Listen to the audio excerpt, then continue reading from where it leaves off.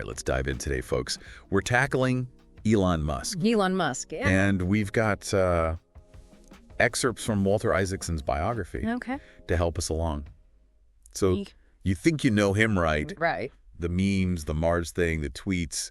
But I think a lot of people think they know Elon Musk, yeah, just from the headlines. But we're going deeper here. Deeper. Like, what really shaped this guy? What drives him? Yeah. What makes him tick? What are those forces? Yeah, exactly. So it's fascinating. Let's go way back. I mean, his childhood in South Africa during apartheid. Yeah. Pretty intense. Isaacson talks about him and his brother walking past a dead body on their way to an anti-apartheid concert. Like, that's a heavy image. Just imagine that. Yeah. I mean, how does that, at such a young age, how does that not mess you up? I mean, it's bound to have some kind of lasting impact, right? Yeah. It makes you wonder if that explains his tolerance. For risk, discomfort, Yeah. whether it's business or even his personal life. Right. There's a kind of fearlessness there. It's interesting. And then there's the dad. Oh, yeah. The father, Errol. Complicated, right. Complicated. Isaacson quotes Elon describing some verbal abuse, like just having to stand there for an hour being called worthless. It's tough. And, Errol was a successful engineer in his own right. So it's almost like this need to belittle his son. Isaacson even mentions Elon being hospitalized after a brutal school fight. Yeah. And even then, Errol was still critical. It's like, how do you come out of that? It makes you wonder if it instilled this aversion to contentment in Elon. Yeah. It was like this constant need to prove something. Like, he can't just enjoy success, relax a little. Yeah. Grimes, who has 3 children with him. Right. She even said he doesn't know how to savor success because he was conditioned in childhood that life is pain. Wow. Heavy stuff, right? Yeah. But there's this other side, right? This adventurous streak. Right. His grandpa, Joshua Haldeman. On his mother's side, obsessed with this lost city in the Kalahari Desert. Oh, yeah. Talk about chasing a dream. Talk about a wild goose chase. Yeah. I mean, imagine annual month-long treks into the desert, hunting for food, sleeping with guns to ward off lions. Seriously? It's all based on some charlatan's tale. Yeah. This guy, the great Farini. Oh, come on. Oh, it's true. That's nuts. But maybe that explains Elon a bit, right? Right. That kind of spirit. That chasing the impossible kind of thing. Willingness to go all in. Yeah. You see it in SpaceX, the ambition, the scope of Tesla. Totally. And even as a kid, like Hustler, right? Oh, yeah. Created his own video game at 12. Not just any video game, though. Oh, what was it? A roulette simulation. And get this, he used it to try and to show his dad the game. Yeah, the flaws in his betting schemes. Oh, wow. So even then, applying tech to real-world problems. That's crazy. And then at 17, solo trip to Canada. Yeah, what a story. Loses his luggage, arrives with just a backpack of books. That journey says a lot, doesn't it? Like what? Self-reliance, comfort with risk. I think it also foreshadows his interest in disrupting financial systems later on. Yeah. Probably seeing his dad's own struggles with money. Yeah. You can picture him, right? On that farm in Canada. Absolutely. Surrounded by books, just plotting his next move. Definitely. And that next move was the University of Pennsylvania. Okay. This is where you see the seeds of SpaceX and Tesla being planted. Okay, so he was into internet stuff, sustainable energy, space travel, all that. Yeah, he was devouring information, even interning at companies researching electric vehicles and supercapacitors. Oh, wow. Already focused on this stuff. Yeah. But he wasn't just a theorist. He needed to build, to create. Yeah, he's a doer. Exactly. He felt academia was too limiting. So he dropped out of Stanford, right? After 2 days of his PhD program. 2 days. I mean, the internet boom was happening. Yeah. He wanted to be part of it, make a real impact. I mean, you got to admire the guts, right? Most people would just... Stick it out, yeah. Yeah, stick it out. Not Elon, no. He's got Zip 2 to start. Right. His first big venture with his brother Kimball. Online mapping and business directory. Yes, way ahead of their time. Basically, Google Maps before Google Maps. Exactly. And this is back when most people were figuring out email. And their mom, May, she was a rock star, yes, right? Absolutely. Isaacson talks about her using her credit cards to keep the company afloat, pulling all-nighters at Kinko's, printing presentations. That's dedication. Talk about a supportive mom. Yeah. She was crucial to their early success, not just financially, right, but emotionally, too. Those early days are tough. For sure. But even with Zip2 doing well, Elon's intensity starts to cause problems, especially with his wife, Justine. Right. Their relationship was intense, a whirlwind. Started back at Queen's University in Canada.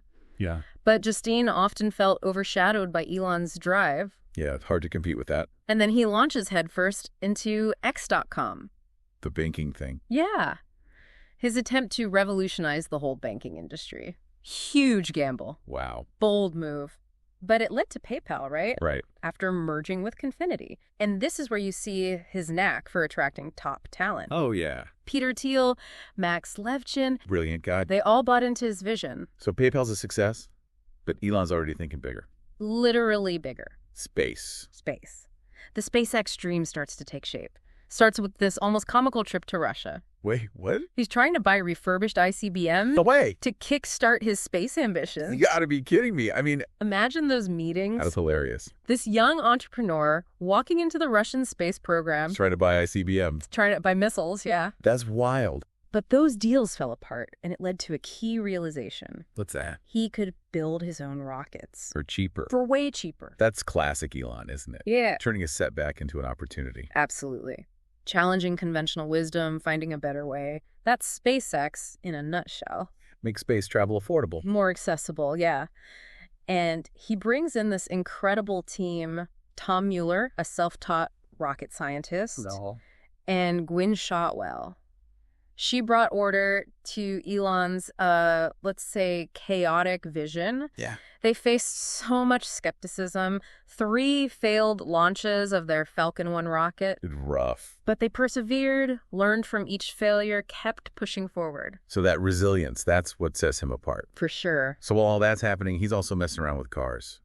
Invest in Tesla, right? Initially, it was the Roadster that drew him in, that electric sports car. Cool car. But of course, he couldn't just be a passive investor. Oh, no. That's not Elon. He gets more involved, especially in the design and engineering. Starts clashing with Martin Eberhard, one of the co-founders, over cost and design choices. This is where that obsession with detail comes out, right? Totally. Always striving for perfection. Yeah. But his demanding leadership style starts to create friction. Yep. Makes sense. It's clear that his childhood, especially his relationship with his father, shaped his approach to leadership. Yeah. Inspiring, but also really tough on the people around him. Right. And his personal life during all this is falling apart. Divorced from Justine. Yeah. A lot of turmoil. It's crazy how much he was juggling. Isaacson details how he just throws himself into his work, spends countless hours at the Tesla factory, even sleeping on the floor. Really? Yeah, pushing everyone to overcome these crazy obstacles. Seems like he thrives on that pressure. Almost like it fuels him. So SpaceX is finally hitting its stride with the Falcon 1. Yeah. Tesla's getting ready for the Model S. A pivotal moment. His vision starting to become reality. But it's just the beginning, right? Oh, yeah. The challenges are far from over. Yeah. Buckle up. All right, folks, that's it for part 1 of our Elon Musk deep dive. We've covered his early years, the family dynamics, the drive that led to Zip2, PayPal, SpaceX, and Tesla. But there's so much more to this story. We'll be back with part 2, where we'll dig into his rivalry with Jeff Bezos, the infamous production hell of the Tesla Model 3, and his growing concerns about AI. It's gonna get interesting. Stay tuned. Back again for more on Elon Musk. Last time we were talking about SpaceX getting off the ground and Tesla gearing up for the Model S. Yeah, big moments. But things were about to get even more intense, more competition, more challenges. Like that rivalry with Jeff Bezos. SpaceX versus Blue Origin, 2 billionaires with their eyes on the stars. Right, but with very different approaches. Elon was all about reaching orbit, reusable rockets, the Falcon 9. Pushing the limits, as always. Bezos was more focused on suborbital flights with Blue Origin, at least initially, more of a space tourism vibe. Okay, so different goals, but still a head-to-head, right? Oh, yeah. Legal battles over launch pad leases, those Twitter jabs back and forth. I remember those. Not exactly subtle. Isaacson tells this story about Bezos launching and landing Blue Origin's New Shepard rocket. Success. Big success. And Elon congratulates him publicly. But then he can't resist adding this little dig. What does he say? He says it's not quite rarest because SpaceX's Grasshopper rocket had already done multiple suborbital flights years earlier. Oh, wow. Even in his congratulations, there's that competitive edge. He can't help but measure himself against others, especially in a field as ambitious as space. It's like he always needs to be one step ahead. And that drive was in overdrive at Tesla, too. They were getting ready to launch the Model 3, their first attempt at a mass-market electric car. Huge undertaking. Huge. And that's when the production hell period began. Isaacson doesn't hold back on that, does he? Not at all. He described Elon practically living at the Fremont factory, sleeping on the floor, working crazy hours to solve problems on the production line. I mean, that's dedication, but it also sounds kind of crazy. He was obsessed with every detail, from the design of the car to the efficiency of the factory. Clashes with engineers, ripping out robots he thought were slowing things down. Wow. Why rip out robots? Isn't that the future of manufacturing? He felt humans were better at solving complex problems, at least in the early stages. Delay automation until absolutely necessary. That was his philosophy. Interesting. So hands-on, but also creating this super intense work environment. Isaacson talks about the toll it took on employees. Long hours, relentless pressure to meet Elon's ambitious goals. And his personal life. Was he even having one at this point? Still a roller coaster. Remarried to Tallulah Riley, the actress, but even that was turbulent. Sounds exhausting. It seemed like Elon struggled to find a balance between his work, which consumed him, and his relationships. Yeah, tough to juggle all that. And around this time, he publicly acknowledges his Asperger's diagnosis. Okay, so that sheds some light on his communication style, his intense focus. Yeah, it helps explain some things. So while he's dealing with all that, his worries about AI are growing too. He starts talking about the potential dangers, the existential threats. Right. He co-founds OpenAI, a nonprofit focused on making sure AI benefits humanity. He even had a public falling out with Larry Page, Google co-founder, over their different views on AI safety. That's serious. He's not afraid to challenge anyone, even close friends, when it comes to something he believes in. He saw it as a real and present danger, not just theoretical. But while he's grappling with AI, SpaceX is still pushing forward. Not just reaching orbit, but aiming for Mars. That's where Starship comes in. This massive, reusable spacecraft designed to take people and cargo to Mars and beyond, making humanity multiplanetary. It's like something out of a movie. It is, but also a huge gamble. Explosions, setbacks, delays. That first full-scale Starship test flight in 2023. It didn't go so well, did it? It ended in a spectacular explosion. But for Elon, those failures are just learning opportunities, a chance to improve, to push the technology further. He's not easily deterred. Not at all. He believes we need to become a multiplanetary species. Essential for our survival in the long run, he says. It's a bold vision. And a risky one. Isaacson doesn't sugarcoat the pressure, the long hours, the demands on his teams. It makes you wonder about the human cost of all this ambition. It's a question we need to keep asking as we move into this tech-driven future. What sacrifices are we making? And then, of course, there's Twitter. Yeah, things really went into a tailspin there, from celebrated innovator to a lightning rod for controversy. It was a wild ride for everyone involved. Okay, so we're back for the final part of our Elon Musk deep dive. We've seen how he built these incredible companies, but things took a sharp turn with Twitter, right? Definitely. It became this whole other beast. Suddenly, he's not just this tech innovator, he's in the middle of the culture wars. Yeah, it felt like a personal mission for him, more than just another business deal. He was going after what he called the woke mind virus, this ideology he felt was stifling free speech and progress. And of course, his critics saw it very differently. Oh, yeah. They accused him of amplifying the wrong voices, giving a platform to conspiracy theories. But he insisted he was just trying to create a level playing field, a digital town square where everyone could be heard. Whether he succeeded, well, that's a whole other debate. And the takeover itself was like a reality show. Total chaos. Isaacson walks us through the whole thing. The impulsive bid, the legal battles, the firings. Remember when he carried that sink into Twitter headquarters? Oh, yeah, the sink. Not exactly subtle messaging. It was like he was saying, I'm in charge now and things are going to change. And they did. Content moderation, Twitter blew, the whole platform felt different.